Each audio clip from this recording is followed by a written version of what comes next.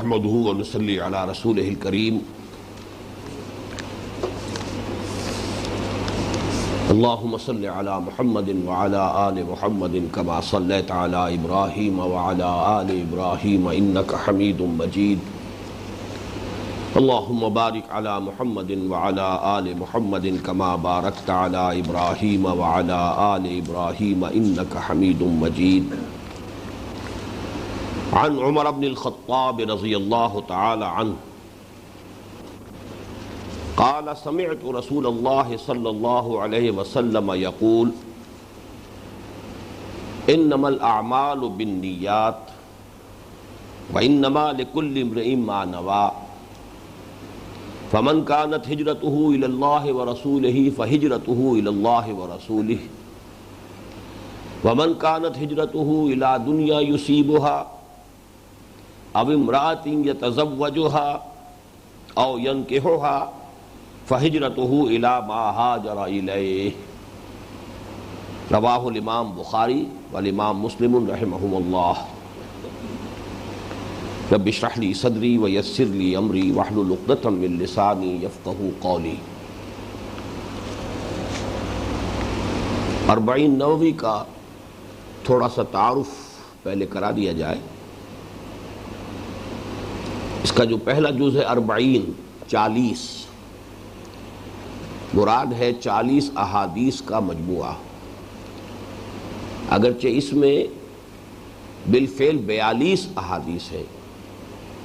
لیکن اس کا عنوان 40 ہی ہے. اصل میں ایک حدیث ہے کہ جو اکثر محدثین کے نزدیک ضعیف ہے، لیکن چونکہ فضائل اعمال میں ضعیف احادیث بھی بالعموم قبول کی جاتی ہیں، یعنی ضعیف حدیث سے کوئی حکم شرعی ثابت نہیں ہو سکتا. کسی شے کا وجوب، فرضیت، کسی شے کی حرمت یہ ثابت نہیں ہوگی، نہ کسی شے کا عقیدے میں ہونا لازم قرار پائے گا. لیکن یہ کہ اضافی نیکیوں کے ضمن میں، فضائل اعمال کے ضمن میں ضعیف جو احادیث ہیں ان کو بھی قبول کر لیا جاتا ہے. البتہ یہ فرق تو آپ حضرات اچھی طرح سمجھ چکے ہوں گے کہ ضعیف اور موضوع میں کیا فرق ہے. موضوع وہ ہے کہ جس کے بارے میں قطعیت کے ساتھ یہ معلوم ہو چکا ہو کہ وہ گھڑی ہوئی ہے، وہ باقاعدہ بنائی گئی ہے. لیکن ضعیف حدیث وہ ہے کہ جس کی سند میں کہیں ضعف ہے، باقی اس کے بارے میں یہ شک نہیں ہے کہ وہ کسی نے جان بوجھ کر گھڑی ہے، بنائی ہے. تو ضعیف حدیث اور بہت سی ضعیف حدیثیں ایسی ہیں کہ جن میں حکمت کے بڑے بڑے قیمتی موتی موجود ہیں. اس لیے یہ بات جان لیجئے کہ بڑی منطقی سی بات ہے کہ کسی بات کا صحیح ہونا ایک مختلف بات ہے، اس کا صحیح ثابت ہو جانا ایک بالکل دوسری بات ہے. بہت سے حقائق ایسے ہیں کہ جنہیں ثابت نہیں کیا جا سکتا.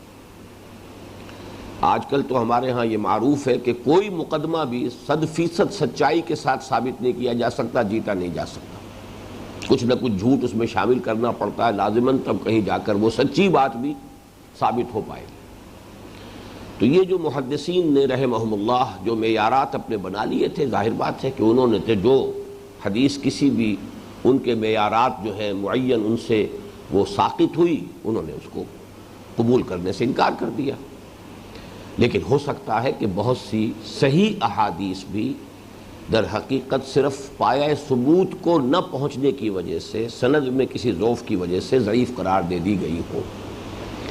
اس وجہ سے ضعیف احادیث سے بہت زیادہ الرجی جو بعض حضرات کو ہوتی ہے وہ صحیح نہیں ہے. یہ بات صحیح ہے کہ ضعیف حدیث سے بہرحال کوئی حکم شرعی ثابت نہیں ہوگا، کسی شے کا عقیدے کا لازمی جزو ہونا اس سے ثابت نہیں ہوگا. لیکن یہ کہ اگر کوئی علمی بات ہے، کوئی قدر و قیمت کی بات ہے، کوئی حکمت کی بات ہے، اسی طریقے سے فضائل اعمال کے ضمن میں کوئی بات ہے تو اس کو قبول کر لیا جائے گا. تو ایسی ایک حدیث ہے جو ویسے تو حضرت علی، حضرت عبداللہ ابن مسعود، حضرت معاذ ابن جبل، عبداللہ ابن عمر، عبداللہ ابن عباس، انس ابن مالک، ابو ہریرہ اور ابو سعید رضی اللہ تعالی عنہم اجمعین ان سب سے تقریباً مروی ہے. لیکن یہ کہ کہیں نہ کہیں نیچے سند میں آ کر ضعف ہو جاتا ہے. تو چاہے صحابہ کرام میں سے اتنے بڑے بڑے نام موجود ہیں، لیکن ظاہر بات ہے کہ وہ سند جو ہے وہ تو پھر صحابی سے تابعی، تابعی سے تابعی ہوتے ہوتے محدث جو بھی ہے جو چھان پھٹک کر رہا ہے اس تک وہ پوری کڑیاں صحیح صحیح پہنچی ہوں گی تب وہ اس کو اپنے معیار کے مطابق قبول کریں گے۔ اس حدیث کے الفاظ یہ آئے ہیں من حفظ علی امتی 40 حدیثا من امر دینہا بعثہ اللہ تعالی یوم القیامت فی زمرۃ الفقہاء والعلماء وفی روایت فی زمرۃ الشہداء وفی روایت قیل له ادخل من ای باب الجنہ۔ کنز العمال ایک یہ کتاب ہے، حدیث کا مجموعہ ہے، اس میں یہ حدیث درج ہے۔ اس کا عام طور پر ترجمہ یہ کر دیا گیا ہے کہ جس کسی شخص نے، میری امت کے میں سے کسی شخص نے 40 حدیثیں دینی معاملات کے بارے میں یاد کر لیں تو اللہ تعالیٰ اسے قیامت کے دن اٹھائے گا علماء اور فقہاء کے زمرے میں، اور دوسری روایت میں شہداء کے طبقے میں، اور ایک تیسری روایت میں آیا ہے کہ قیامت کے دن اس سے کہا جائے گا کہ جنت کے جس دروازے سے چاہو داخل ہو جاؤ۔ لیکن مجھے اس ترجمے پر تھوڑا سا اشکال ہے کہ حفظہ کے بعد علی آیا ہے، من حفظ علی امتی، اس کا مطلب یہ ہے کہ جس نے یاد کی، محفوظ رکھی، امت تک انہیں پہنچایا۔ اور ظاہر بات ہے کہ یہ پہنچانا، جیسے کہ حفظ قرآن کے بارے میں جو ایک بہت ہی عمدہ حدیث ملتی ہے کہ اس کا مطلب صرف الفاظ یاد کر لینا نہیں ہوتا تھا صحابہ کے زمانے میں، بلکہ اس کے الفاظ بھی یاد ہو جائیں، اس کا مفہوم بھی معلوم ہو جائے، اس پر عمل بھی کر لیا جائے، یعنی یہ کہ اپنے پورے وجود میں قرآن مجید کو محفوظ کر لیا جائے، حافظے میں بھی، اپنے فہم اور ذہن میں بھی، اور اپنے عمل میں بھی، اپنے سیرت و کردار میں بھی جذب کر لیا جائے، تب وہ حافظ کہلاتا تھا۔ یہ نہیں کہ جس نے صرف متن جو ہے وہ یاد کر لیا، پیرٹ لائک، وہ طوطے کی طرح اس کو سنا سکتا ہے تو بس وہ حافظ قرار پائے گا۔ اسی طریقے سے قاری جو ہے اس دور میں، وہ عام یہ قراء جیسے ہمارے یہاں ایک فن بن گیا، اس کو نہیں کہتے تھے، عالم قرآن کو قاری کہتے تھے، قرآن کا پڑھنے والا جو قرآن کا عالم ہوتا تھا۔ تو یہاں بھی میں سمجھتا ہوں کہ من حفظ علی امتی، اس کے اندر صرف یاد کر لینا نہیں ہے، بلکہ یاد کر کے اس کا افادہ عام، اسے لوگوں تک پہنچانا۔ اور ظاہر بات ہے کہ اس میں خود بخود وہ بات شامل ہو جاتی ہے کہ اگر آپ کوئی بات پہنچا رہے ہوں گے تو آپ کا عمل اس پر ہونا چاہیے، ورنہ وہ پہنچانا جو ہے اتامرون الناس بالبر وتنسون انفسکم وانتم تتلون الکتاب افلا تعقلون، کیا تم لوگوں کو نیکی کا حکم دیتے اور اپنے آپ کو بھول جاتے ہو جبکہ تم خود کتاب پڑھنے والے ہو؟ تو یہ تو کیا تم عقل سے کام نہیں لیتے؟ تو یہ تو اس کے مصداق ہو جائے گا۔ تو اس حوالے سے میں سمجھتا ہوں کہ اس حدیث میں جو بات بیان کی گئی ہے وہ بڑی منطقی بن جاتی ہے۔ 40 حدیثیں من امور دینہا، یعنی امت کے جو دینی معاملات ہیں، دینی امور ہیں، ان سے متعلق 40 حدیثیں حضور صلی اللہ علیہ وسلم کی، وہ اگر یاد بھی کر لی گئی ہوں اور ان کو صحیح طور سے مستحضر کیا گیا ہو، پھر ان کو پھیلایا جا رہا ہو، اور ان کو صرف یہ کہ علمی طور پر پھیلایا جا رہا ہو بلکہ عملاً بھی اپنے کردار میں اس کا نمونہ پیش کیا جا رہا ہو، تو پھر یہ کہ اگر یہ جو اس کے اندر ریوارڈ بیان کیا گیا ہے، اس کا جو اجر و ثواب ہے، وہ پھر اس کے ساتھ متناسب بن جاتا ہے، پھر اس کے اندر کوئی بہت زیادہ بڑا جو ہے وہ گیپ باقی نہیں رہتا۔ تو اس حدیث کے حوالے سے بہت سے علماء نے 40 احادیث کے مجموعے مرتب کیے ہیں، بہت سے۔ عبداللہ ابن مبارک رحمہ اللہ جو تبع تابعین کے دور سے ہیں، وہاں سے یہ سلسلہ شروع ہوا۔ سب سے پہلی 40 انہوں نے مرتب کی تھی، پھر ہوتے ہوتے تقریباً ہر یوں سمجھیے کہ جو بھی قابل ذکر عالم، خاص طور پر حدیث کے علم میں جس کو کچھ بھی مقام اور درک حاصل تھا، اس نے اپنے فہم کے مطابق ایک ذخیرہ جو ہے، ذخیرہ حدیث میں سے یہ مجموعہ مرتب کیا۔ تو ان میں سے جن مجموعوں کو بہت قبول عام حاصل ہوا ہے، بلکہ میں کہوں گا کہ ان سب میں بھی سر فہرست یہ 40 نووی ہے۔ امام نووی رحمۃ اللہ علیہ نے جو 40 حدیثیں مرتب کی ہیں، اور وہ حقیقت میں 42 ہیں۔ امام نووی کون ہیں؟ یہ 7ویں صدی ہجری کے شخص ہیں۔ 630 ہجری کے آس پاس ان کی ولادت ہے، اور 676-77 میں ان کا انتقال ہے۔ کل 46-47 برس عمر ہوئی ہے۔ اور یہ بھی نوٹ کیجئے کہ سید احمد شہید رحمۃ اللہ علیہ کی عمر بھی 46 برس تھی جبکہ وہ شہید ہوئے بالا کوٹ میں۔ تو یہ عمر بھی جن لوگوں کے اندر عزم اور ہمت ہوتی ہے، تو اتنی عمر بھی کافی ہوتی ہے کہ وہ کوئی کام ایسے کر جائیں کہ دنیا میں پھر انہیں یاد رکھا جائے۔ تو عمر کا زیادہ ہونا ہی ضروری نہیں ہے، جیسا کہ میں نے بارہا بیان کیا، حضور کی عمر کل 61 برس ہوئی، تقریباً یہی عمر حضرت ابو بکر کی، یہی حضرت عمر کی، یہی حضرت علی کی، صرف حضرت عثمان رضی اللہ تعالیٰ عنہ کی عمر جو ہے وہ زیادہ تھی، 80-82 برس۔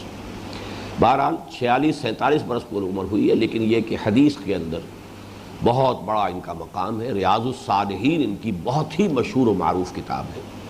عام طور پر جو حدیث کے مجموعے مرتب کیے گئے ہیں وہ فقہی اعتبار سے ہیں، وہ در حقیقت وہ فقہ السنہ ہی کی ایک بات بن جاتی ہے، تو لیکن یہ کہ ریاض الصالحین اس اعتبار سے بڑی مختلف کتاب ہے کہ اس میں اخلاقیات، اس کے حوالے سے ابواب جو ہے وہ باندھے گئے ہیں، اور وہ کتاب جو ہے وہ اس پہلو سے عام مطالعے کے لیے بہت ہی زیادہ موزوں ہے۔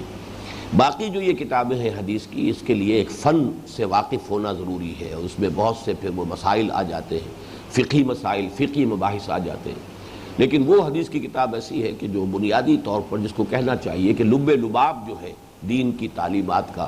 خصوصاً انسان کی اخلاقی زندگی سے متعلق، وہ اس میں سب آ جاتے ہیں۔ ان کا اصل نام جو ہے امام یحییٰ بن شرف الدین نووی،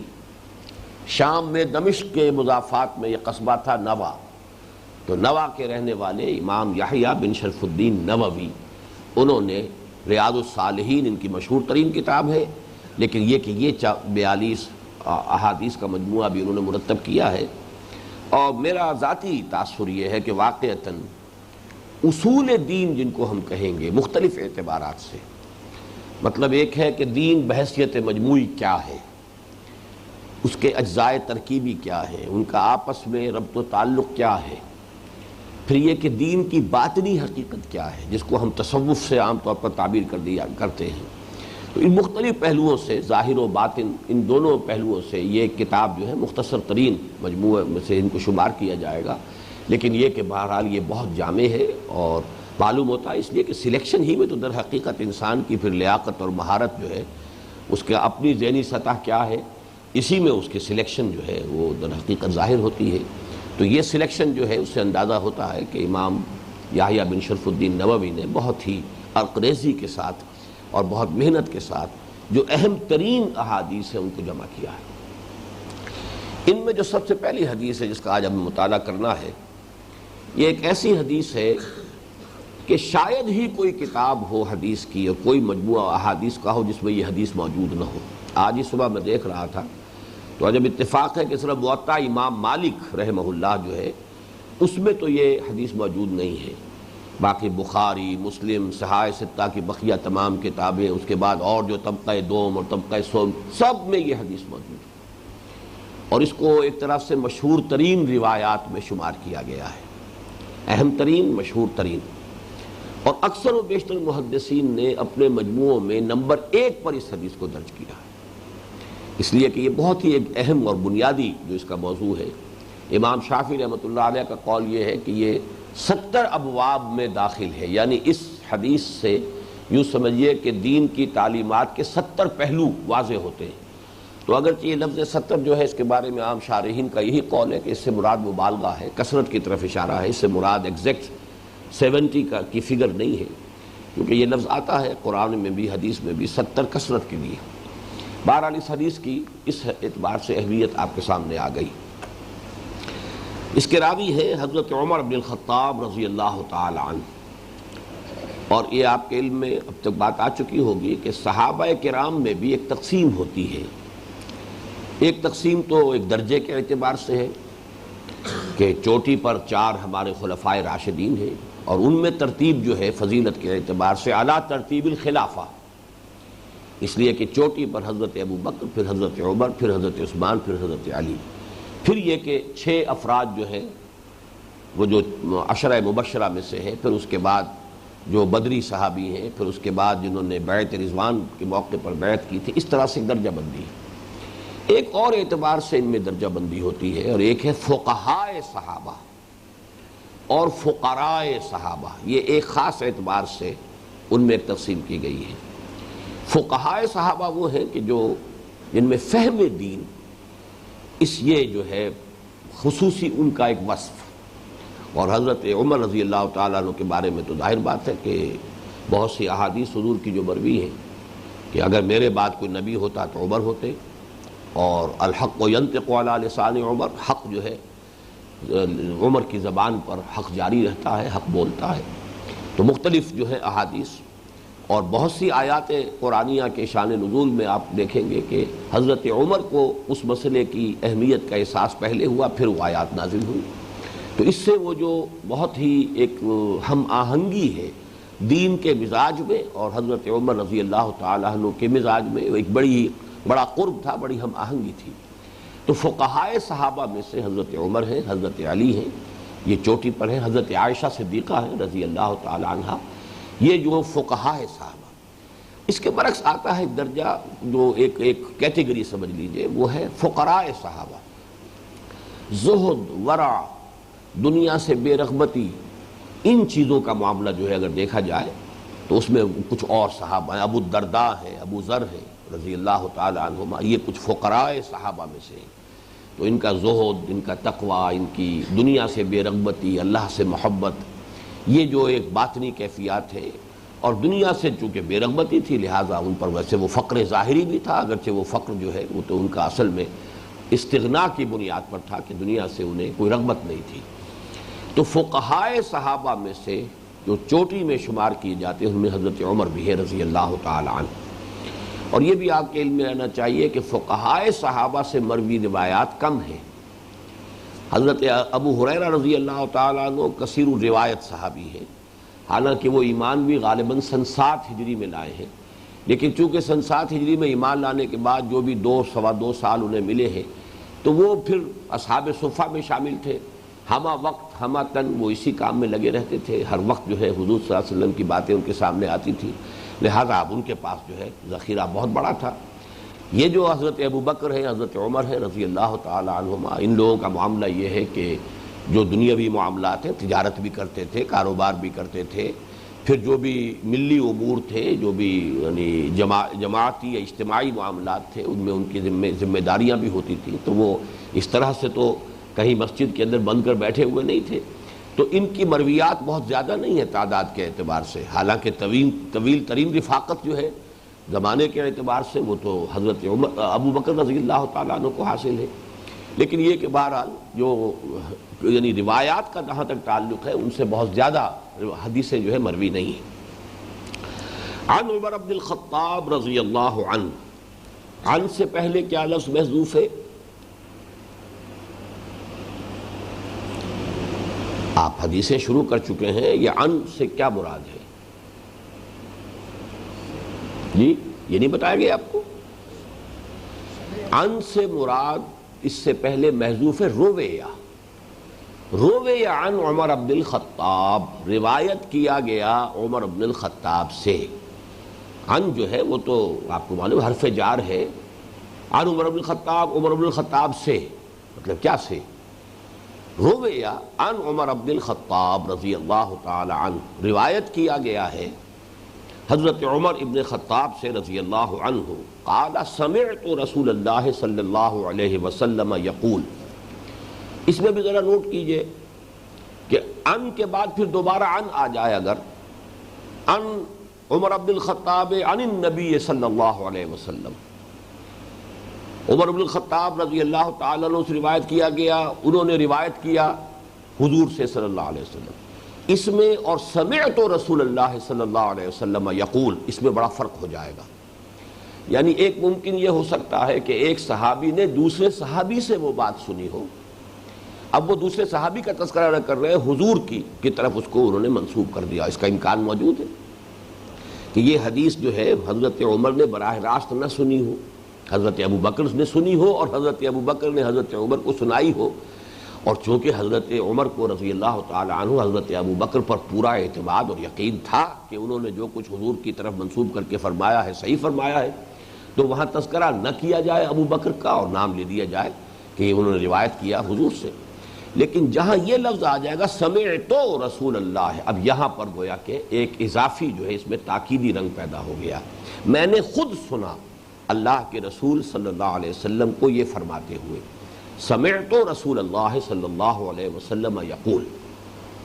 اب یہاں سے متن شروع ہو رہا ہے. آپ کو معلوم ہے نا کہ حدیث کے دو حصے ہوتے ہیں، ایک سند اور ایک متن. اور سند سے مراد کیا ہے؟ جی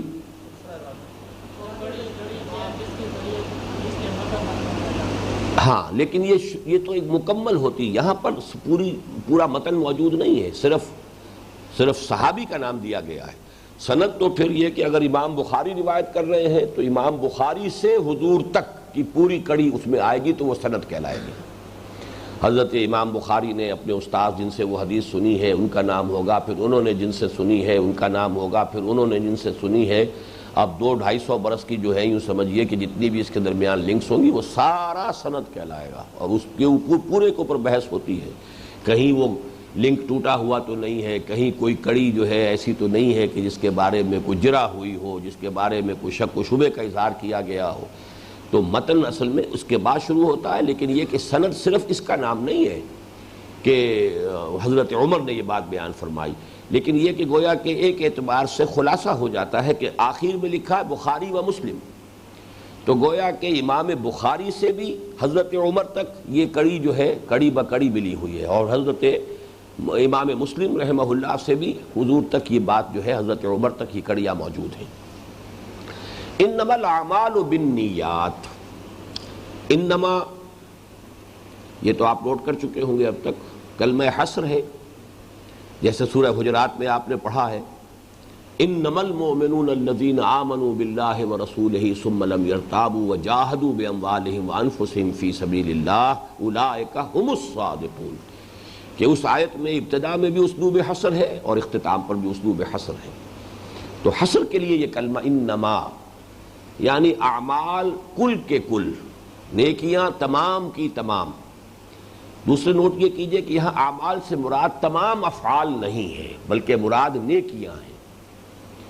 اس لیے کہ انما الاعمال بالنیات میں اس بات کا امکان پیدا ہوتا ہے اگر ہر عمل پر اس کو آپ اس کا انطباق کریں گے. کوئی شخص گناہ کر رہا اور کہے کہ میری نیت تو نیک ہے، یہ گناہوں سے متعلق جو ہے یہ حدیث نہیں ہے. اعمال یہاں نیکیاں، اور اس کے لیے ایک بنیادی بات جو ہے وہ سورۃ العصر کے ضمن میں بھی آپ کے سامنے آ چکی ہے کہ فعل اور عمل میں ایک فرق ہے. فعل کسی بھی کام کو کہہ دیں گے، چاہے وہ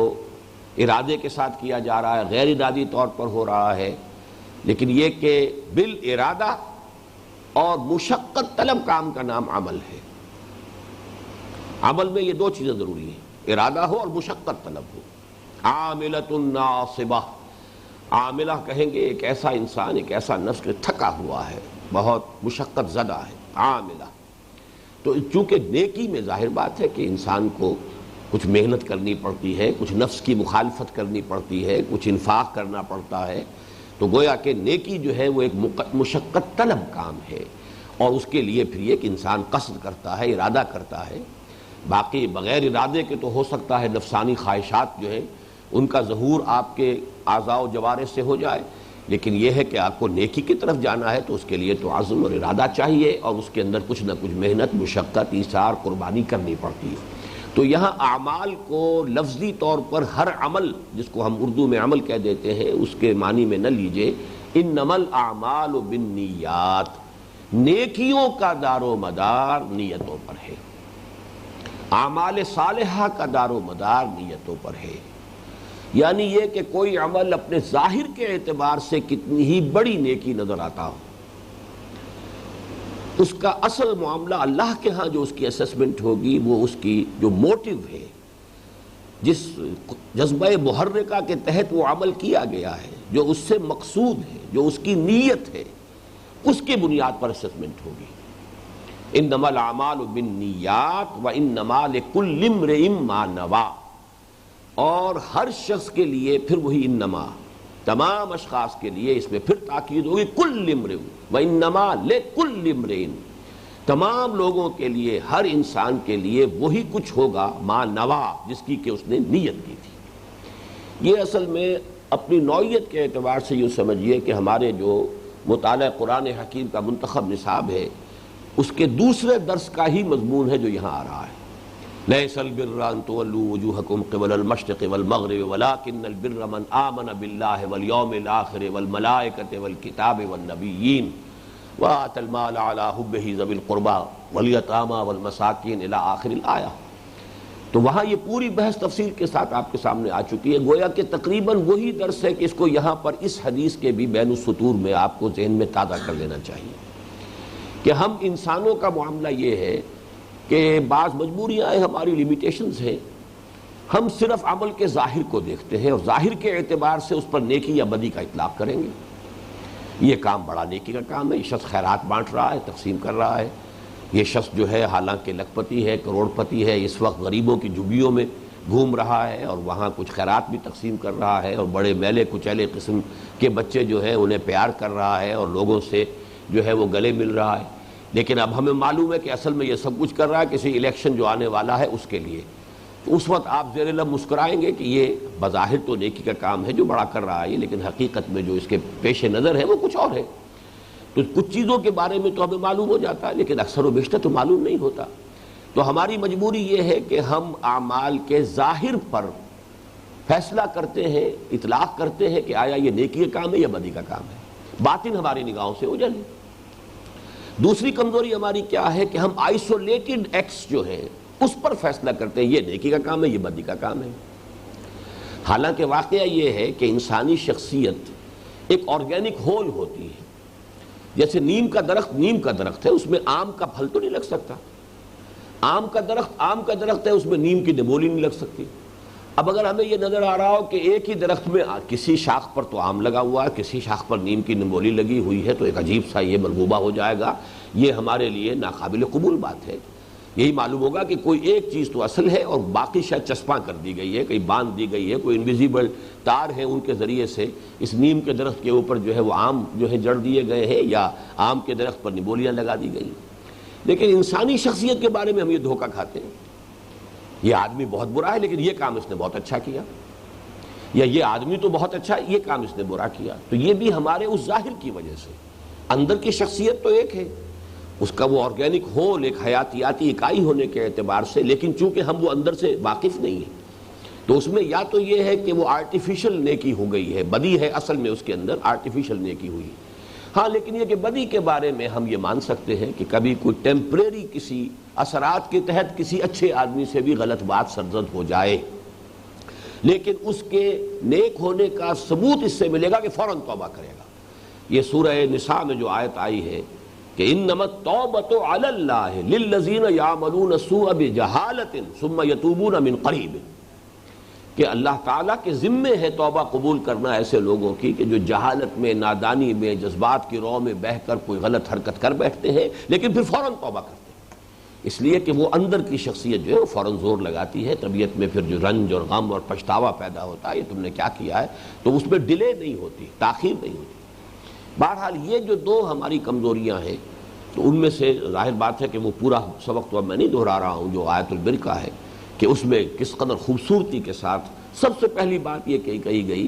کہ یہ جو چہروں کا مشرق و مغرب یا شمال جنوب کی طرف پھیر دینا ہے یہ بھی اپنی جگہ پر ہے، اس کی بھی نفی نہیں ہے، اس لیے کہ ظاہر کی اپنی اہمیت ہے۔ لطافت جس کا کثافت جلوہ آرا ہو نہیں سکتی، لطافت بے کثافت جلوہ آرا ہو نہیں سکتی، کسی لطیف شے کو بھی اپنے ظہور کے لیے کسی کثیف شے کا سہارا لینا پڑتا ہے۔ اس حوالے سے یقیناً جو ہے وہ کوئی نہ کوئی فارم بھی ہوگی، لیکن اصل شے فارم نہیں ہے بلکہ اصل شے وہ ایسنس ہے، وہ نیت ہے، وہ موٹیوز ہیں، وہ موٹیویٹنگ فورسز ہیں کہ جس کے تحت کوئی عمل سرزد ہو رہا ہے۔ اور اسی لیے وہاں سب سے پہلے ایمان کی بحث لائی گئی، جس میں کہ وہاں ہم نے تفصیل سے دیکھا کہ ایک مثبت محرک، جذبہ محرکہ ہے جو ایمان باللہ سے ملتا ہے، اللہ کی محبت میں، اللہ کی رضا جوئی میں وہ فعل جو ہے کیا جا رہا ہو۔ اور کہا جا سکتا ہے کہ اس کے مقابلے میں منفی جذبہ آخرت کا خوف، اللہ کے پکڑ اور حساب کا اور محاسبے کا اور سزا کا خوف، تو یہ جو دونوں چیزیں جو ہیں مثبت و منفی، یہ محرک اگر ہے صرف تب تو وہ عمل نیکی کا ہے، یہ ہے نیت، اس سے ثابت ہوگا کہ وہ کام کس لیے کیا جا رہا ہے۔ لیکن یہ کہ اگر نیت کوئی اور ہے موٹیو کوئی اور ہے، کوئی دنیا کا حصول ہے، کوئی اور اپنی خواہش نفسانی کی تکمیل ہے، تو پھر یہ کہ بظاہر چاہے وہ کتنا ہی بڑا نیکی کا عمل نظر آ رہا ہو، بظاہر وہ کتنی ہی بڑی خوبی نظر آ رہی ہو، حقیقت میں یعنی اللہ کی نگاہ میں اور اللہ کی میزان میں اس کا کوئی وزن نہیں ہوگا۔ انما الاعمال بالنیات وانما لکل امرئ ما نوی،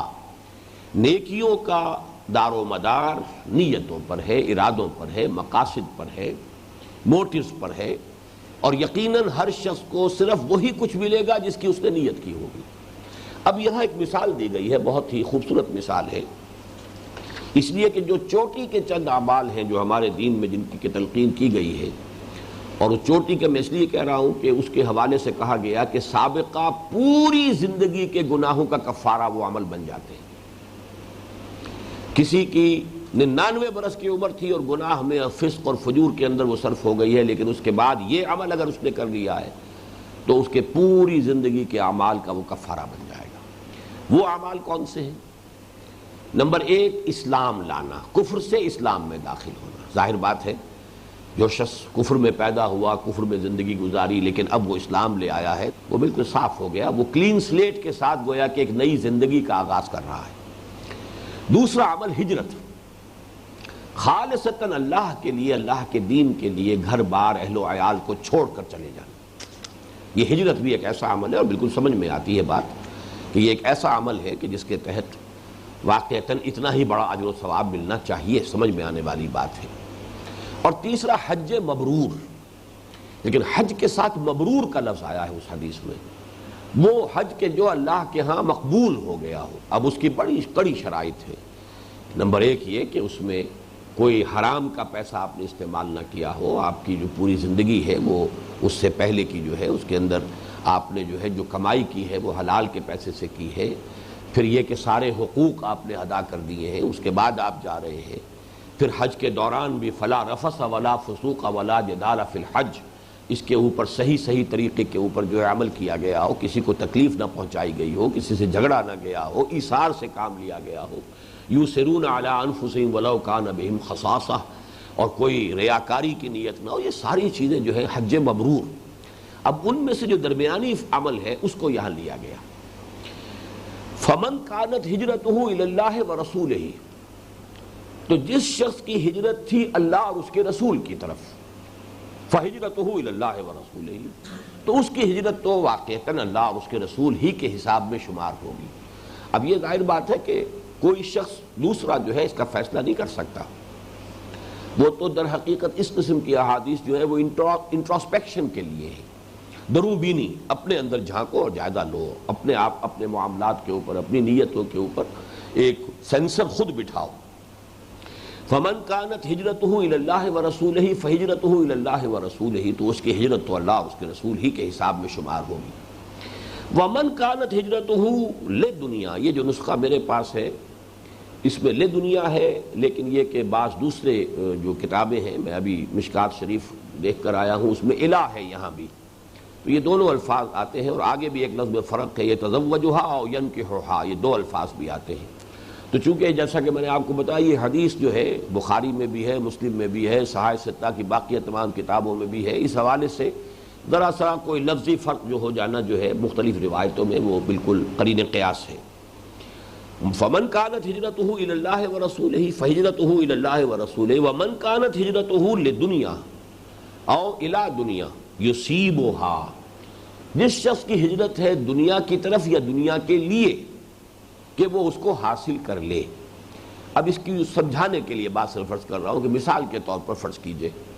کہ مکے میں مسلمان تھے، صحابہ کرام تھے،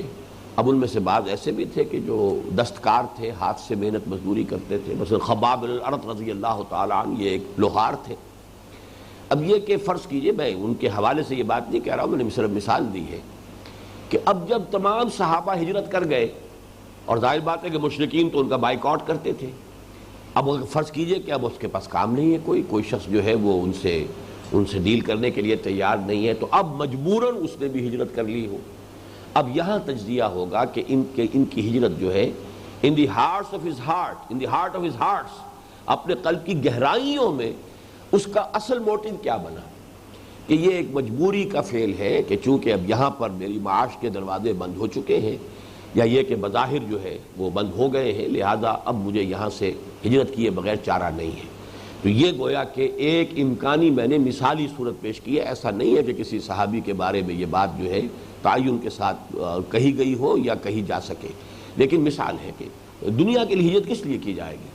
وَمَنْ كَانَتْ هِجْرَتُهُ لِدُنْيَا أَوْ إِلَىٰ دُنْيَا يُصِيبُهَا، جس کی ہجرت تھی دنیا کے لیے، دنیا سے مراد معاش ہے، معاشی اپنی ضروریات ہیں، یا فرض کیجئے کہ کسی اور شخص نے بہت دیر میں ہجرت کی ہو، یہ دیکھ کر کہ اب تو مسلمانوں کو وہاں پہ غلبہ حاصل ہوتا جا رہا، تو جلدی سے پہنچو تاکہ اس کے اندر تمہارا بھی حصہ ہو جائے۔ یہ میں صرف مفروضات کے اوپر بات کر رہا ہوں کہ اب ابتدا میں تو ہجرت نہیں کی، جیسا کہ سورہ نساء میں بھی آیا ہے کہ اے مسلمانوں جب تک یہ ہجرت نہیں کرتے ہیں ان کو بلکہ ایک طرح کے منافق قرار دیا گیا، الا یہ کہ کوئی شخص اتنا بوڑھا تھا کہ اس کے لیے سفر ناممکن تھا، یا اتنا علیل تھا، مریض تھا کہ سفر ناممکن تھا، یا خواتین تھیں کہ جو سفر نہیں کر سکتی تھی، تو ان کا معاملہ تو دوسرا ہے۔ لیکن یہ کہ کوئی شخص صحت مند تھا اور بھلا چنگا تھا اور اس کے پاس وسائل بھی تھے اور وہ ہجرت کر سکتا تھا، پھر بھی اس نے ہجرت نہیں کی، تو سورہ انفال میں فرمایا گیا ہے مسلمانوں تمہارا اب ان سے کوئی تعلق نہیں، ما لکم من ولایتہم من شیء حتی یہاجروا، جب تک کہ وہ ہجرت نہیں کرتے اب تمہارا ان سے کوئی تعلق نہیں۔ بلکہ بڑی تفصیلی احکام دیے گئے ہیں کہ اگر ایسی کسی قوم کے اوپر مسلمان حملہ کریں، کسی قبیلے کے اوپر، اور اس قبیلے کے اندر کوئی مسلمان بھی موجود تھے کہ جنہوں نے ہجرت نہیں کی تھی،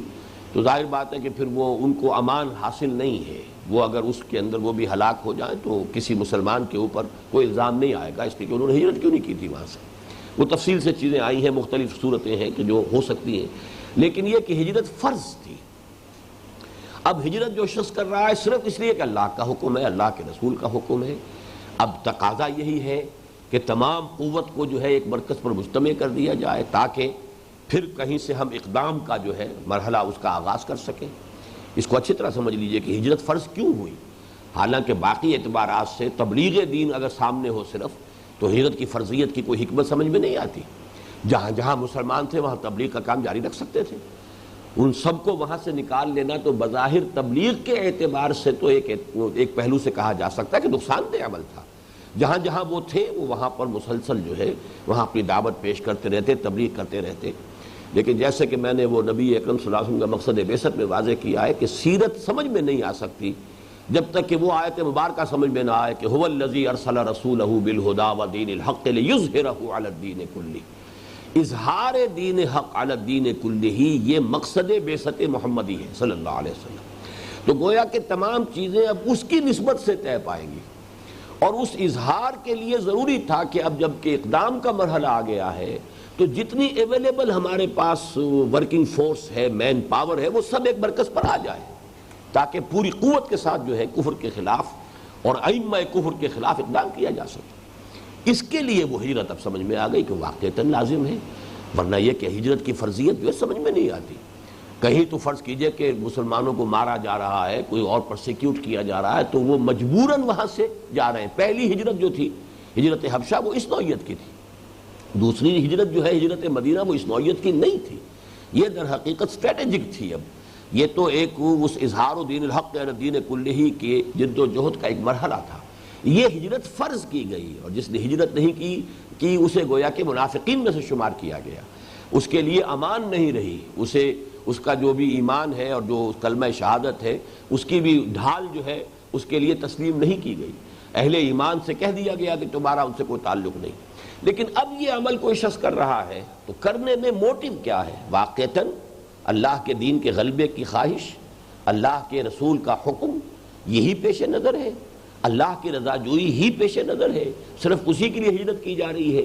یا یہ جیسا کہ میں نے امکانی طور پر آپ کے سامنے مثالیں رکھی کہ فرض کیجئے کہ کوئی دستکار ہے اور وہ اس وجہ سے اب ہجرت کرنے پر مجبور ہو گیا ہے کہ اب لوگ اسے کام نہیں دے رہے، اس کے کلائنٹس جو ہیں وہ اب سب کے سب ہجرت کر گئے تو مجبوراً وہ بھی جا رہا ہے، یا یہ کہ جب دیکھا کہ اب مسلمانوں کو غلبہ حاصل ہو رہا ہے تو اب وہ بھی چلے آ رہے ہیں کہ اب وہ دور آ گیا ہے۔ جیسے کہ سورہ عنکبوت جو ہمارے منتخب نصاب کا جو اہم درس ہے اس کا پہلا رکوع، اس میں فرمایا کہ ایسے لوگ بھی ہوں گے کہ وَلَئِن جَاءَ نَصْرٌ مِّن رَبِّكَ لَيَقُولُنَّ إِنَّا كُنَّا مَعَكُمْ، آپ کے رب کی طرف سے اگر مدد آ جائے گی تو وہ کہیں گے ہم بھی آپ کے ساتھ تھے، پھر وہ بھی ہجرت کر کے آ کر شریک ہو جائیں گے کہ جو بھی اب اس کی جو فتوحات ہیں اس میں ہمارا بھی حصہ ہو۔ اس کے ساتھ ہی دوسری ایک اور مثال دی گئی، اب امرات ینکحھا او یتزوجھا، یہ دو الفاظ ہیں علیحدہ علیحدہ، یا کسی نے ہجرت کی ہے کسی خاتون کے لیے کہ ان سے نکاح کرے، ان کو اپنی زوجیت میں لے۔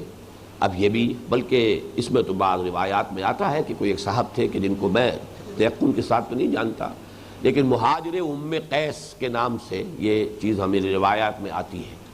کہ کسی خاتون سے کسی کو محبت ہے اور وہ خاتون ہجرت کر گئی۔ اب کچے دھاگے سے بندھے ہوئے یہ بھی چلے جا رہے ہیں، اس لیے کہ اب یہ تو ظاہر بات ہے کہ ان سے اگر نکاح کرنا ہے اور انہیں اپنی زوجیت میں لینا ہے تو انہیں بھی ہجرت کرنی ہوگی۔ لیکن یہ معاملہ ہے اللہ اور اس بندے کے درمیان، اس کا راز ہے۔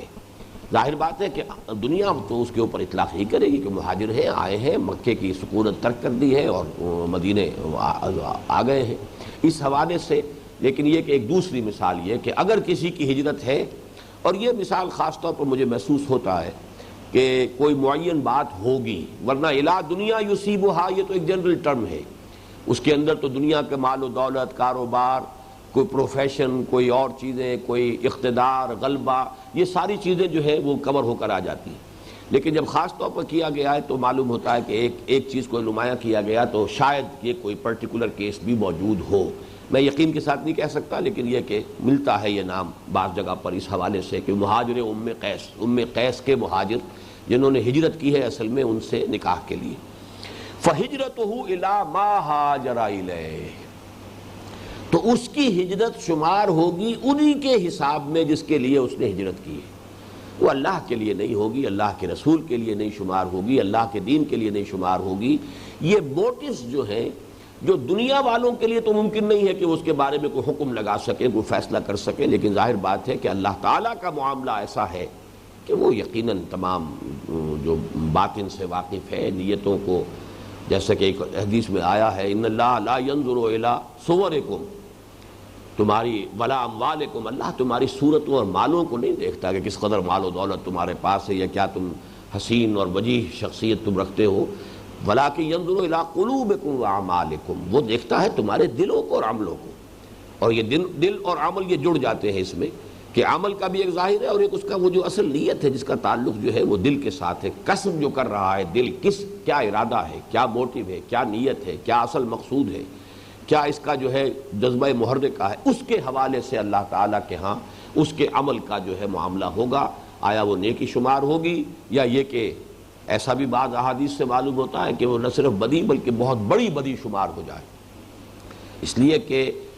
خلوص نیت اور اخلاص نیت کے برعکس جو لفظ آتا ہے وہ تو پھر ہے ریا اور سمعہ، صرف لوگوں کو دکھانے کے لیے کوئی نیک کام کرنا، لوگوں کو سنانے کے لیے کوئی نیک کام کرنا تاکہ شہرہ ہو جائے، لوگوں کے اندر میری نیکی کا چرچا ہو جائے، میری بات جو ہے لوگوں کے علم میں آ جائے کہ یہ بڑا عابد و زاہد ہے یا فلاں اس کے اندر خوبی ہے۔ اگر یہ نیت میں شامل ہو تو اس کو تو فرمایا گیا کہ یہ شرک ہے۔ من صلی یرائی فقط اشرکا ومن صام یرائی فقط اشرکا، یہ قد جب آ جاتا ہے فعل ماضی پر تو یقین ہو چکا، کر چکا، انگریزی میں جسے آپ پریزنٹ پرفیکٹ ٹینس کہتے ہیں، ہی ہیز ڈن اٹ، یہ تو ہو چکا، وہ کر چکا، پریزنٹ پرفیکٹ ٹینس۔ فقط اشرکا، جس نے نماز پڑھی دکھاوے کے لیے وہ شرک کر چکا، جس نے روزہ رکھا دکھاوے کے لیے وہ شرک کر چکا،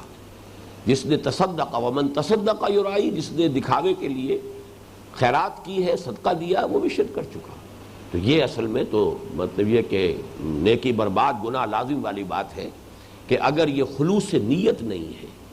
انسان کے اندر جو ہے اخلاص اور خلوص نہیں ہے، اللہ تعالیٰ کی رضا ہی اس عمل کا اصل مقصود و مطلوب نہیں ہے، یا یہ کہ اس سے کمتر درجے میں اخروی جزا، اصل اعلیٰ جو ہے وہ تو یہ کہ اللہ کی رضا، اس سے کمتر درجے میں اخروی جزا۔ لیکن اس کے علاوہ دنیا میں اگر کوئی شہرت، کوئی اپنی عزت، کوئی نام و نمود، یا دنیا میں کوئی مال و دولت کے حصول کا ذریعہ اس کو بنایا جا رہا ہو، تو پھر یہ تو در حقیقت ریاکاری جو ہے، یہ دینداری کے پردے میں دنیا داری جو ہے یہ بدترین فعل ہے۔ یہی وجہ ہے کہ وہ حدیث میں نے بعض مواقع پر سنائی ہے، آج پھر آپ کو سنا رہا ہوں، اگرچہ آپ کتاب العلم پڑھ رہے ہیں اور کتاب العلم سے آپ کے سامنے بات آ رہی ہوگی کہ علم کی کیا فضیلت ہمارے ہاں ہے، کس قدر اس کا رتبہ بلند ہے، عبادت کے مقابلے میں علم کا حصول، تعلیم و تعلم جو ہے، اس کو ریشو پروپورشن جو بیان کی ہے حضور صلی اللہ علیہ وسلم نے، واقعہ یہ کہ آنکھیں کھول دینے والی چیزیں ہیں کہ کفضلی علی ادناکم، ایک شخص وہ ہے کہ جو فرض نماز پڑھتا ہے، صرف فرض عبادات ادا کرتا ہے، کوئی نوافل نہیں، کچھ نہیں، اور باقی سارا وقت وہ یہ کہ دین کے پڑھنے پڑھانے میں، سیکھنے سکھانے میں صرف کرتا ہے۔ اور ایک شخص وہ ہے کہ جو ہمیشہ روزہ رکھتا ہے اور پوری رات عبادت کرتا ہے۔ اس کا جو ہے تقابل جو کیا گیا ہے کہ اس شخص کی فضیلت جو ہے کہ جو صرف فرائض پر اکتفا کرتے ہیں، فرض تو ہر صورت ادا کرنے ہیں، اس کے بعد بقیہ اس کا پورا وقت جو ہے وہ علم کے حصول میں اور علم کی اور نیکی کی اور خیر کی تلقین اور اس کو لوگوں تک پہنچانے میں صرف ہو رہا ہے، اس کی فضیلت اس شخص پر، اس عابد و زاہد شخص پر کا فضلی علی ادناکم، جتنی فضیلت مجھے حاصل ہے تم میں سے ادنا ترین انسان پر۔ ادناکم میں ہم اگر اس حدیث کو لفظی طور بھی لیں گے، صحابہ میں سے ادنا، صحابہ میں سے جو کم ترین درجے کے صحابی ہوں گے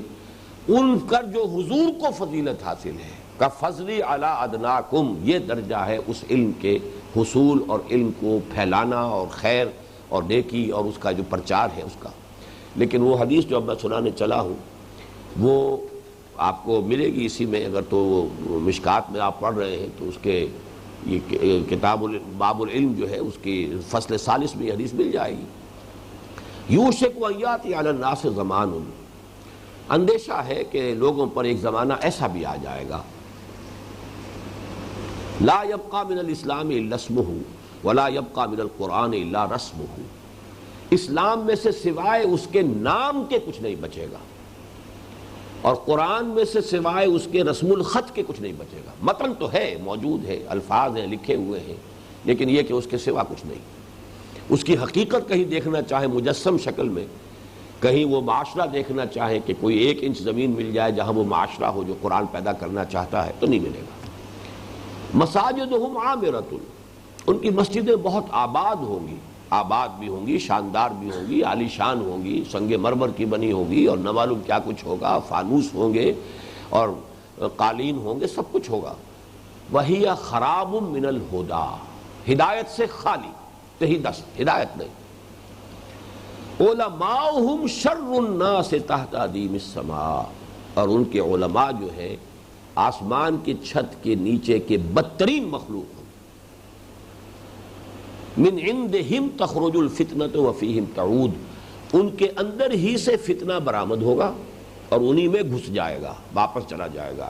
یعنی فتنے اٹھانے اور فتنے پیدا کرنے کے سوا ان کا کوئی دھندا نہیں رہے گا۔ یہ علماء کا جو حال ہے، علماء سو جنہیں ہم کہہ دیتے ہیں عام طور پر، اور ظاہر بات ہے کہ اس وقت اکثریت کا حال وہی ہے، اگر نہ ہوتا تو امت کا یہ حال نہ ہوتا کہ جس حال کو ہم آج پہنچے ہوئے ہیں۔ یہ اس علم کا جو معاملہ ہے کہ جس کی وہ فضیلتیں جو آج کل آپ پڑھ رہے ہیں، اسی طریقے سے یہ بھی فرمایا ہے کہ کوئی شخص علم حاصل کرتا ہے صرف اس لیے کہ لوگوں کے اوپر دھونس جمائے اپنے علم کی، یا یہ کہ علماء کی محفل میں بیٹھ سکے، ان کے ساتھ ان کی اصطلاحات میں گفتگو کر سکے، معلوم ہو کہ انہی میں سے ہے، اور ان کے ساتھ ان کا ہم جلیس ہو سکے، بیٹھ سکے ان کی محفل میں وغیرہ وغیرہ، یا یہ کہ علماء کے ساتھ مناظرہ بازی کر سکے، تو پھر یہ ہے کہ اس کے لیے بڑی سخت وعید آئی۔ تو علم بھی ہے، حصول علم بھی ہے، عبادت کا معاملہ میں نے آپ کو اس حدیث کے حوالے سے بتا دیا، من صلی یرائی فقد اشرکا ومن صام یرائی فقد اشرکا ومن تصدق یرائی فقد اشرکا، حصول علم کا معاملہ ہے تو یہ ہے۔ اسی طریقے سے جہاد اور قتال فی سبیل اللہ، حضور سے پوچھا گیا صلی اللہ علیہ وسلم کہ ایک شخص ہے جو جنگ کرتا ہے اپنی شجاعت کے مظاہرے کے لیے، ایک دوسرا جنگ ہے، شخص ہے جو جنگ کر رہا ہے، مال غنیمت کا اس کے سامنے جو ہے کچھ ہے نقشہ کہ ملے گا، اس کے لیے وہ بڑے جوش و خروش کے ساتھ میدان جنگ میں جا رہا ہے۔ ایک تیسرا جنگ ہے جو صرف حمیت، تیسرا شخص ہے صرف حمیت کی وجہ سے جنگ کر رہا ہے، یعنی یہ کہ کسی خاص قبیلے کی جس کی طرف کے فوج کشی ہو رہی ہے، جس پر حملہ کرنا مقصود ہے، اگر اس سے کوئی خاندانی رنجش چلی آ رہی تھی تو آدمی اب ذوق و شوق کے ساتھ شریک ہو گیا ہے کہ اب مجھے موقع ملے گا کہ وہ پرانے سارے حساب کتاب جو ہے وہ چکا لوں، تو یہ وہ حمیت جاہلی جو ہے وہ اس کا اصل موٹیو بن گیا ہے۔ ان میں سے کس کو ہم سمجھے کہ وہ مجاہد فی سبیل اللہ ہے؟ آپ نے فرمایا کوئی نہیں۔ مجاہد فی سبیل اللہ تو صرف وہ ہوگا جو قتال کرتا ہے صرف اس لیے لتکون کلمۃ اللہ ہی العلیٰ، اللہ کا کلمہ ہی سب سے اونچا ہو جائے، اس مقصد واحد کے تحت جس نے قتال کیا ہے اس کا تو وہ تو مجاہد فی سبیل اللہ ہے۔ باقی حمیت کی وجہ سے کیا ہو، کسی قومیت کے حوالے سے کیا ہو، مال غنیمت کے حصول کے لیے کیا ہو، اپنی شجاعت کے مظاہرے کے لیے کیا ہو، تو وہ گویا کہ پھر یہ اللہ تعالیٰ کی راہ میں جہاد نہیں ہے، وہ پھر جہاد اپنے نفس کے لیے ہو جائے۔ اسی کے ضمن میں حضرت علی کا واقعہ بیان ہوتا ہے، جو ویسے تو تقریباً یعنی ناقابل یقین بات ہے، لیکن یہ کہ یہ صحابہ کرام کا معاملہ، حضور صلی اللہ علیہ وسلم جس طرح یہ تزکیہ باطن کیا تھا، تزکیہ باطن کو بھی سمجھ لیجئے کہ اصل اس کا مطلب یہی ہے۔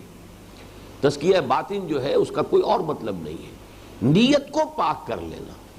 کہ اصل آپ کے مقاصد بالکل خالص ہو جائیں کہ وہ اللہ کی رضا اور اخروی فلاح اور نجات، اس کے سوا کوئی شے مقصود نہ رہے، مطلوب نہ رہے۔ لا مقصود الا اللہ، لا مطلوب الا اللہ، لا محبوب الا اللہ۔ جو بھی کام آپ نیکی کا کر رہے ہیں، اب آپ معاش کے لیے کر رہے ہیں، ٹھیک ہے، آپ کو معلوم ہے کہ یہ کام میں کر رہا ہوں، یہ مزدوری کر رہا ہوں، یہ محنت کر رہا ہوں، یہ میں معاش کے لیے کر رہا ہوں، کوئی حرج نہیں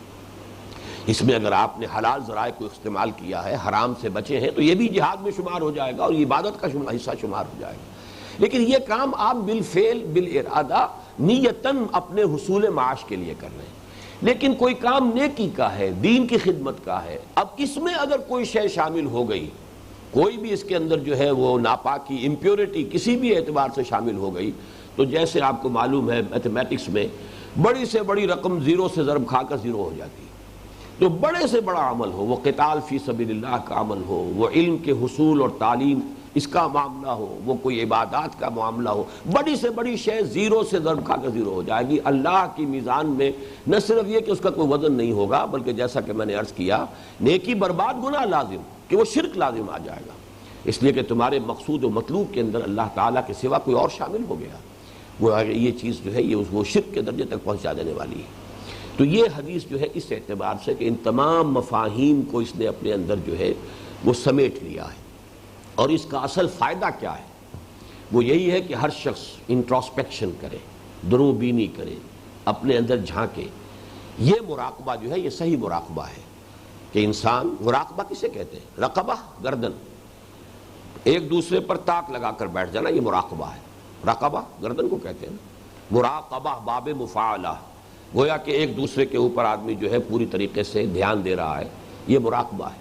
تو انسان مراقبہ کرتا ہے اپنے اندر، اپنے نفس کے ساتھ، پوری دھیان کے ساتھ غور و فکر کرتا ہے، اپنے اعمال کا جائزہ لیتا ہے، میں بھاگ دوڑ تو بہت کر رہا ہوں، میرے اندر کا حال کیا ہے، میری نیتوں کا حال کیا ہے، میرے اصل مقاصد کیا ہیں، کہیں کوئی نقب تو نہیں لگا لی ہے۔ اور یہ نقب جو ہے اس قدر غیر شعوری طور پر لگ جاتی ہے، شیطان جو ہے اتنا وہ غیر شعوری طور پر جو ہے انسان کے اوپر حملہ آور ہوتا ہے، جس کے لیے کہ حضور کی وہ حدیث بھی میں نے بارہا آپ کو سنائی ہے کہ ان الشیطان یجری من الانسان مجری الدم،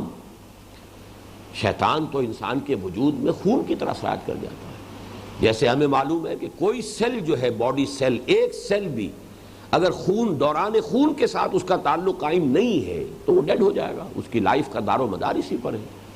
تو اسی طریقے سے پوری جس طرح خون سرایت کرتا ہے وجود میں، ایسے شیطان سرایت کر جاتا ہے۔ قرآن مجید میں فرمایا گیا انہو یراکم ہوا و قبیلہ من حیث لا ترونہم، یہ ابلیس لعین اور اس کے قبیلے والے، اس کے ساتھی، اس کے چیلے چانٹے تو تم پر وہاں سے تاک لگاتے ہیں، دیکھتے ہیں تمہیں، وہاں سے تمہیں ٹارگٹ کرتے ہیں جہاں سے تم انہیں نہیں دیکھ رہے۔ وہ تمہارے لیے ایک غیر مرئی جو ہے وجود ہے، جنات ہے، اور وہ ابلیس خود ہے۔ انہو ہوا یراکم، انہو یراکم ہوا و قبیلہ من حیث لا ترونہم۔ اور اسی میں پھر وہ حدیث بھی مجھے یاد آ گئی کہ حضور نے فرمایا کہ یہ شرک خفی جو ہے، یہ ریاکاری والا شرک جو ہے، یہ کسی انتہائی تاریک رات میں سیاہ پتھر پر چلنے والی سیاہ چونٹی کو دیکھنا جتنا مشکل ہے، اتنا ہی ریاکاری کا سراغ لگانا مشکل ہے۔ اب یہ بھی تمثیل اور تشبیہ کا جو ہے یوں سمجھیے مبالغے کی آپ نے، حضور نے ساری جو ہے وہ انتہائی جمع کر دی۔ انتہائی تاریک رات، سیاہ پتھر اور اس پر سیاہ چیونٹی رینگ رہی ہے، تو جس طرح اس کو دیکھنا محال ہے، ایسے اس کا دیکھنا مشکل ہے۔ تو اس کے لیے تو بہت گہرے مراقبے کی ضرورت ہے، بہت تاک لگا کر بیٹھنا پڑے گا اپنے اوپر، اور اپنا سینسر کرنا پڑے گا، سیلف سینسر جو ہے انسان کرے اپنے آپ کو، تب کہیں جا کر جو ہے وہ اس بیماری سے نجات مل سکتی ہے۔ اس حوالے سے اس حدیث کی وہ اہمیت، جیسا کہ میں نے آپ کو بتایا کہ جو مقام اور مرتبہ ہمارے درس نمبر 2 کو آیت البر کو حاصل ہے مطالعہ قرآن حکیم کے منتخب نصاب میں، احادیث کے مجموعے کے اندر یہ حدیث در حقیقت اسی مقام پر ہے، اسی درجے میں ہے۔ یہی وجہ ہے کہ اس کثرت کے ساتھ جو ہے اس کی روایت بھی ہوئی ہے، اور اس کو تمام محدثین نے اپنے مجموعوں میں شریک کیا ہے، اور اکثر و بیشتر نے اسی سے شروع کیا۔ اس لیے کہ جب وہ خود بیٹھے جمع کرنے کے لیے تو ان کے اپنے سامنے یہ بات آئی ہے کہ ہمارا اپنا عمل کیا ہے، ہم خود یہ کس نیت سے کر رہے ہیں، اپنی تصحیح نیت بھی، کہ یہ صرف کوئی اپنی علمیت کا جو ہے وہ دھوس جمانے کے لیے، روب گانٹنے کے لیے یہ نہیں ہے، لوگوں میں محدث شمار ہونے کے لیے، مشہور ہونے کے لیے نہیں ہے، بلکہ یہ کہ در حقیقت یہ صرف اللہ اور اس کے رسول کے لیے اور دین کی خدمت اور اللہ کی رضا جوئی کے لیے یہ کام ہم کر رہے ہیں۔ تو اس کے لیے اپنی یعنی ایک طرح کی سیلف وارننگ کے طور پر اس حدیث کو گویا کہ وہ اپنے مجموعے کے شروع میں لے کر آئے ہیں۔ اللہ تعالی ہمیں بھی توفیق عطا فرمائے کہ ہم اپنی نیتوں کا اور اپنے محرکات عمل کا جائزہ لیتے رہا کریں، اور اس میں جہاں کہیں بھی کوئی خامی نظر آئے تو اس کی تلافی اور اس کی تصحیح کی کوشش کرتے رہیں۔ بارک اللہ لی و لکم فی القرآن العظیم و نفعنی و ایاکم بالآیات والذکر الحکیم۔